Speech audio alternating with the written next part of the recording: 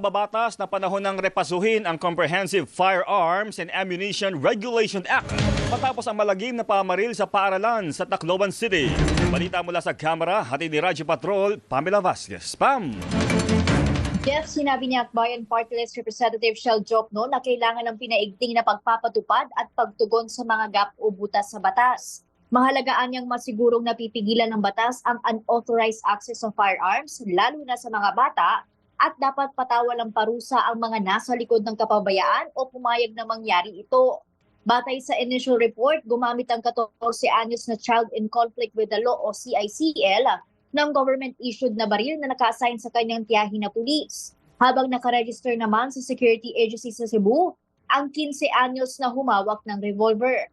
Di ni Diokno, hindi dapat natatapos ang responsableng pag-aari ng baril sa pagkuha ng lisensya kundi tungkulin ding matiyak na mga may-ari na secure ito sa lahat ng oras. Sa umiirang na batas, pinapatawan lang ng parusang administratibo ang mga hindi na secure ang kanilang armas, gaya ng revocation, suspension o cancellation ng lisensya o permit. Yan ang balitang kumpirmado, sigurado. Ito ang Radyo Patrol, Pamela Vasquez, DZMM. Maraming salamat, Pamela Vasquez.